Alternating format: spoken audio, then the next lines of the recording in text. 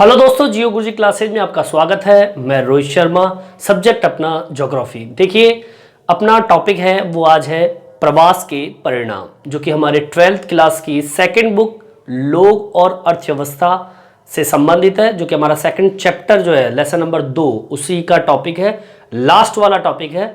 और टॉपिक अपना क्या डालेंगे आज? प्रवास के परिणाम।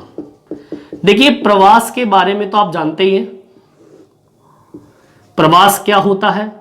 देखिए, प्रवास होता है जब व्यक्ति एक स्थान से दूसरे स्थान पे जाता है, ठीक है, तो उसे हम क्या कहते हैं? प्रवास। अब हम पढ़ रहे हैं प्रवास का परिणाम क्या है। जब व्यक्ति एक स्थान से दूसरे स्थान पे जाता है तो उससे क्या क्या परिणाम निकलता है। देखिए, परिणाम तो दो तरह के होते हैं, या तो पॉजिटिव या फिर नेगेटिव। मतलब सकारात्मक और नकारात्मक दोनों ही परिणाम इस प्रवास के कारण होता है। और प्रवास आप जानते ही हैं, जब व्यक्ति एक स्थान से दूसरे स्थान पे जाता है प्रवास कहलाता है। आप थोड़ा खुद के ऊपर डालिए कि हम किन कारणों से प्रवास कर रहे हैं और उससे हमें क्या फायदा हो रहा है। अगर व्यक्ति शिक्षा के लिए व्यक्ति जा रहा है तो शिक्षा के अंदर उसको बेनिफिट्स मिल रहे हैं। अगर उसके रोजगार के लिए जा रहा है तो उसकी अर्थव्यवस्था मजबूत हो रही है। लेकिन प्रवास के पॉजिटिव के अलावा नेगेटिव प्रभाव भी पड़ते हैं, वो हम पढ़ेंगे। तो सबसे पहले इसमें हम देखेंगे कि परिणाम कौन कौन से हैं। जैसे कि सबसे पहले आता है आर्थिक परिणाम, ठीक है। सेकंड नंबर पे जो है वो है अपना कौन सा? जनांकीय परिणाम, जनांकीय परिणाम, ठीक है। तीसरे नंबर पे जो टॉपिक है वो है सामाजिक परिणाम, सामाजिक परिणाम। एक एक का परिणाम देखेंगे अपन। चौथे नंबर पे जो है वो है अपना कौन सा? पर्यावरणीय परिणाम, पर्यावरणीय परिणाम। और एक है पांचवें नंबर पे, इसमें अपन अन्य परिणामों को देखेंगे जिसमें सारे परिणाम आ जाएंगे, ठीक है। कुल मिला के अपने ये 5 परिणाम अपन देखते हैं। सबसे पहला परिणाम देखेंगे अपन आर्थिक परिणाम। देखिए, आर्थिक परिणाम होता क्या है? जब व्यक्ति एक स्थान से दूसरे स्थान पे जाता है तो वो क्यों जा रहा है? वो जा रहा है पैसा कमाने के लिए, ठीक है। मतलब वो अर्थव्यवस्था मजबूत करने के लिए जा रहा है। जब कोई व्यक्ति अपने उद्गम प्रदेश से, मतलब जहां पे वो रहता है वहां से किसी और स्थान पे जाता है लाभ कमाने के लिए, तो उसे हम क्या कहते हैं? प्रवासी हम कह सकते हैं। जब मतलब व्यक्ति कमाने के लिए जा रहा है और वहां पर रहकर जब वो मुद्रा मतलब पैसा भेजता है, ठीक है, तो उसे हम कहते हैं हुंडी। क्या कहते हैं? हुंडी, ठीक है। इसको हम देखिए इस तरीके से लिखते हैं। जब लोग या व्यक्ति किसी स्थान से अर्थव्यवस्था या फिर हम कह सकते हैं मुद्रा को अपने स्थान पर भेजते हैं, उसे क्या कहते हैं अपन? हुंडी या हुंडियां, ठीक। अब देखिए, अब ये हुंडियां कहां से हो सकती है? जब लोग किसी स्थान से अर्थव्यवस्था मतलब मुद्रा को अपने स्थान से अपने स्थान पर भेजते हैं, उसे हम क्या कहते हैं? हुंडियां, ठीक है। अब हुंडी क्या होती है? अंतरराष्ट्रीय प्रवासियों द्वारा भेजी गई, अंतरराष्ट्रीय प्रवासियों द्वारा, ठीक है। अब ये स्थान हुंडी शब्द जो है अंतरराष्ट्रीय प्रवासी के लिए लिया गया है। अंतरराष्ट्रीय प्रवासियों द्वारा भेजी गई हुंडियां, हुंडियां मतलब मुद्रा, ठीक है। जो अंतरराष्ट्रीय क्या? जब व्यक्ति एक स्थान से बाहर चला गया, मतलब एक देश से दूसरे देश में चला गया और वहां से पैसा कमाकर और वो अपने देश में पैसा भेज रहा है, उसे हम क्या कहते हैं? हुंडियां, ठीक है, हुंडियां कहते हैं, ठीक है। अंतरराष्ट्रीय प्रवासियों द्वारा भेजी गई हुंडियां। भारत की बात चल रही है। भारत में अधिक लाभ प्रदान करती है। जैसे कि, अब जैसे कि उदाहरण दे रहा हूं मैं आपको, ये उदाहरण 2002 का, ठीक है, 2002 का, 2002 में, ठीक है, 2000 जब 2 आया था तब भारत के अंदर अंतरराष्ट्रीय प्रवासियों की जो हुंडियों की संख्या थी वो कितनी थी? 2002, ठीक है, 2002 की बात चल रही है। 2002 में भारत में अंतरराष्ट्रीय प्रवासी द्वारा हुंडियां कितनी?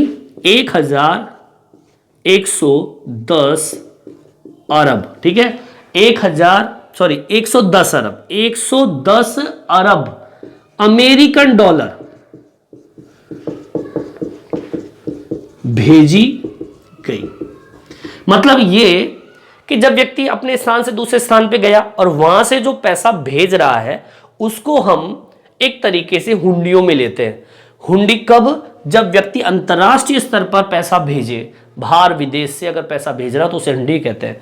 हुंडियां बहुत ही लाभप्रद होती है भाई। बाहर से अगर पैसा आ रहा है और वो पैसा कौन सा? 110 अरब अमेरिकन डॉलर भारत में आया 2002 के अंदर, तो आप सोच लीजिए जब बाहर का पैसा अंदर आएगा तो कितना फायदेमंद होगा।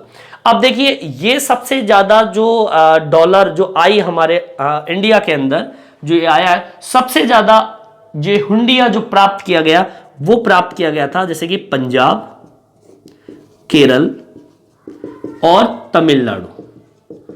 तमिलनाडु ने ये हुंडियां सबसे ज्यादा प्राप्त की, ठीक है।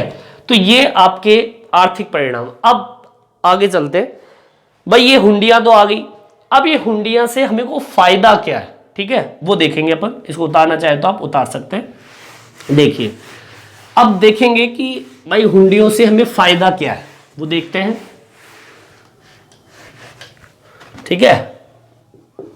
हुंडियों से क्या फायदा है देखिए जब हमारे भारत के अंदर ये हुंडियां आई जो कि प्रवासियों द्वारा भेजी गई, जो बाहर विदेशों में रहते हैं, तो उससे हुआ क्या? ये हुंडियों का प्रयोग, अब देखिए सबसे ज्यादा जो हुआ था वो हुआ था भोजन के अंदर, ठीक है, इसमें भोजन में, क्योंकि हमारे भारत देश के अंदर एक तो कह सकते हैं कुपोषण जिसे हम कहते हैं, लोगों को अन्न नहीं मिलना, लेकिन इन हुंडियों से बहुत ज्यादा फायदा हुआ वो भोजन के अंदर। इसके अलावा जो ऋण थे, ठीक है, ऋण चुकाने में फायदा।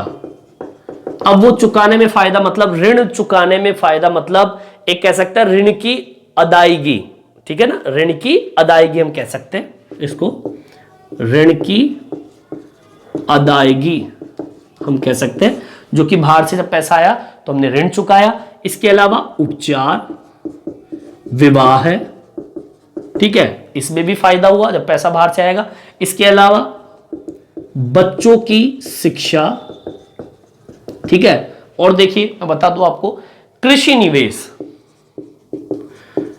निवेश में बहुत ज्यादा डाला गया इसको। इसके अलावा घर का निर्माण, ठीक है, घर का निर्माण, इन सभी क्षेत्रों के अंदर इसका उपयोग किया गया। उदाहरण दे देता हूं इसका भी मैं, कई राज्यों में अलग अलग क्षेत्रों के अंदर, जैसे कि मैं बात करूं उड़ीसा की, जैसे मैं बात करूं आंध्र प्रदेश की, ठीक है, उड़ीसा, आंध्र प्रदेश या फिर हिमाचल प्रदेश। देखिए ये ऐसे राज्य थे जहां पर जो विदेश से जो पैसा भेजा गया, जिसे हम हुंडियां कहते हैं, जो कि हमारे द्वारा लोगों का जो प्रवास हुआ है विदेशों में, वहां रहकर बस गए, वहां से कमाया और यहां पर जब भेजा पैसा, सरकार को उससे बेनिफिट हुआ और वो अलग अलग क्षेत्रों में उन पैसों का उपयोग किया गया। जैसे कि उड़ीसा, आंध्र प्रदेश, हिमाचल के अंदर सबसे ज्यादा उपयोग हुआ था निर्धन गांव के अंदर, ठीक है, जो निर्धन गरीब गांव थे, निर्धन गांव की अर्थव्यवस्था में तो थोड़ा मजबूती मिली, ठीक है। और मैं बता दूं आपको, जैसे कि पूर्वी उत्तर प्रदेश जाइए, यहां पर भी हुंडियों का अधिक उपयोग हुआ है। मध्य प्रदेश, बिहार जाइए, मध्य प्रदेश और बिहार, ठीक है ना। और इसके अलावा उड़ीसा में भी। यहां पर मैं बता दूं आपको, सबसे ज्यादा हुंडियों का प्रयोग हुआ था कृषि क्षेत्र के अंदर। किस क्षेत्र में? कृषि विकास के अंदर, ठीक है। और मैं बता दूं आपको, जैसे कि महाराष्ट्र है, गुजरात है, ठीक है, और कर्नाटक, तमिलनाडु है,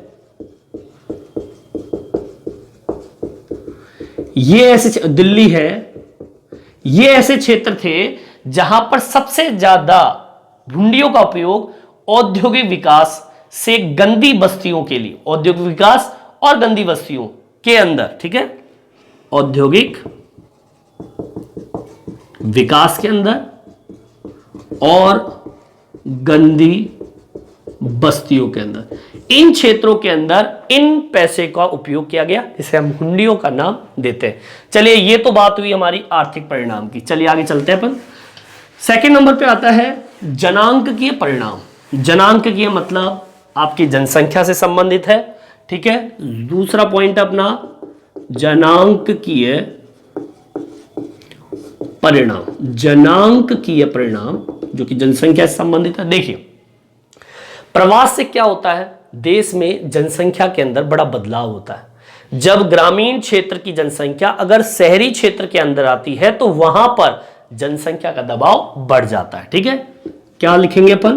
प्रवास के कारण भारत देश या कोई सा भी देश में जनसंख्या में दबाव आता है, वह ग्रामीण से नगरीय क्षेत्रों में जनसंख्या जाने से नगरों की जनसंख्या में अधिक बढ़ोतरी होती है। अब सब जानते हैं, जब नगरों में ग्रामीण क्षेत्र की जनसंख्या आएगी तो भैया वहां पर नगरों के अंदर दबाव तो बढ़ेगा। अब उससे क्या नुकसान होगा? बड़ा नुकसान होता है। जब आपके ग्रामीण क्षेत्र से नगरों में लोग जब आते हैं तो उससे होता क्या, फायदा और नुकसान दोनों बताता हूं। पहला फायदा, लाभ बता रहा हूं आपको मैं। पहला फायदा तो यह है कि ग्रामीण लोग जो कि कुशल है, दक्ष है, ठीक है, और हम कह सकते हैं जैसे कि मजबूत, मान लीजिए गांव के लोग बड़े मजबूत होते हैं, ग्रामीण लोग कुशल दक्ष लोग या कह दीजिए व्यक्ति नगरों में अपना कार्य करते हैं। फायदा ये, नगरों को ऐसे लोग मिल जाते हैं जो कुशल है, दक्ष है। लेकिन नुकसान क्या है कि ग्रामीण क्षेत्रों में इन लोगों की क्या हो जाती है, कमी। गांव को तो नुकसान ही है, शहर को फायदा, तो क्या हुआ, ग्रामीण क्षेत्रों को क्या है, नुकसान। ठीक है, आगे बढ़ते हैं और देखिए, उदाहरण देता हूं मैं आपको जनांक के परिणाम से। देखिए, जैसे कि मैं बात करूं उत्तरांचल की, ठीक है, उत्तरांचल, राजस्थान और मध्य प्रदेश की बात कर ले। उत्तरांचल, राजस्थान और मध्य प्रदेश, और भी है कई राज्य हो सकते हैं, जैसे कि पूर्वी महाराष्ट्र हो सकता है। यहां पर महाराष्ट्र पूर्वी, यहां पर लिंग असंतुलन की समस्या हो गई। ये वो राज्य बताए मैंने आपको, उत्तरांचल, राजस्थान, मध्य प्रदेश और पूर्वी महाराष्ट्र। यहां पर क्या हुआ, अगर मान लीजिए यहां से जनसंख्या किसी दूसरे स्थान पे गई तो भैया सीधी सी बात है, वहां पर स्त्रियों की संख्या ज्यादा होगी, पुरुषों की संख्या कम हो गई, हो गया लिंग असंतुलन। अगर मैं ये कहूं कि उत्तर प्रदेश के अंदर या दिल्ली के अंदर लोग जाके बस गए, राजस्थान से लोग कहां चले गए, दिल्ली में जाके बस गए, तो यहां से गए जो लोग कौन थे, वो पुरुष थे, स्त्रियां बहुत कम होती है। तो राजस्थान कृषि क्षेत्र है, यहाँ पे कृषि ज्यादा होती है, तो कृषि कौन संभालती है? महिलाएं। तो जब पुरुष दिल्ली में चला गया तो वहां पर पुरुषों की संख्या ज्यादा, तो लिंग अनुपात वहां बिगड़ गया, स्त्रियों की संख्या कम हो गई। और राजस्थान के अंदर पुरुषों की संख्या यहां जो थी वो वहां चली गई, तो यहां पर स्त्रियों की संख्या ज्यादा हो गई। तो क्या हुआ? ये लिंग असंतुलन की कंडीशन पैदा हो गई। तो ये असंतुलन लिंग अनुपात जो है वो जनांक के परिणाम को नोता देता है। ठीक है, चलिए आगे चलते हैं अपन। अगला आता है सामाजिक परिणाम। ठीक है, तीसरे नंबर पे आता है सामाजिक परिणाम। देखिए, समाज से संबंधित हो गया। जब प्रवास होता है तो कई तरह की समस्याएं और फायदा दोनों चीज होती है। अगर मैं बात करूं प्रवास से, एक तो नवीन प्रौद्योगिकी, ठीक है, प्रवास के कारण नवीन तकनीकी बोल दीजिए आप लोग, पहली चीज नवीन तकनीकी। ठीक है, इसके अलावा परिवार नियोजन, ठीक है, और मैं बता दूं बालिका शिक्षा, ठीक है, प्रवास के कारण बता रहा हूं। और इसके अलावा इन सभी के अलावा विचारों का आदान प्रदान होता है। भाई देखिए, प्रवास जब होगा तो एक तो नवीन तकनीकी आएगी, ठीक है, कुशल श्रमिक आएंगे, लोगों की सोच उस राज्य में जाएगी, तो उससे होगा क्या? वहां पे डेवलप होगा, नवीन तकनीकी जाएगी। परिवार नियोजन जैसी स्थिति जो होती है वो एक स्थान से दूसरे स्थान पर बदलाव लाती है। बालिका शिक्षा, जब एक पढ़ा लिखा इंसान किसी दूसरे स्थान पे जाता है और वहां पर प्रभाव डालता है पढ़ा लिखा इंसान, तो कहता है कि भाई बालिका शिक्षा होनी चाहिए। कब? जब आपके विचारों का आदान प्रदान हुआ। कब विचारों का आदान प्रदान कब होगा? जब आप लोग क्या करेंगे? प्रवास करेंगे। तो समाज के अंदर ये सब बदलाव आता है। इसके अलावा प्रवास से होता क्या है? संस्कृतियों का आदान प्रदान होता है। ठीक है, प्रवास से संस्कृतियों का आदान प्रदान होता है। भाई कब होगा? जब व्यक्ति आप एक स्थान से दूसरे स्थान पे जाएंगे तो लोगों का आदान प्रदान, उनकी संस्कृतियों का आदान प्रदान होगा, प्रवास से होगा। प्रवास से मानसिक, अब देखिए नुकसान भी है प्रवास से। एक तो मानसिक स्थिति जो होती है, ठीक है ना, हम कह सकते हैं मानसिक स्थिति को नुकसान, ठीक है। इसके अलावा मैं कह सकते हैं गुमनामी जैसी स्थिति भी पैदा हो जाती है प्रवास से। कोई नहीं जानता, जब प्रवास करने जाते हो आप लोग, कहीं जाते हो, कौन जानता है? कोई नहीं जानता आपको, तो गुमनामी के फेर में फंस जाता है वो व्यक्ति। ऐसी गंभीर समस्या भी प्रवास के कारण होता है। इसके अलावा प्रवास से, देखिए प्रवास से क्या होता है? प्रवास से समाज के अंदर अपराध बढ़ जाते हैं, अपराध बढ़ते हैं। कैसा व्यक्ति आ सकता है?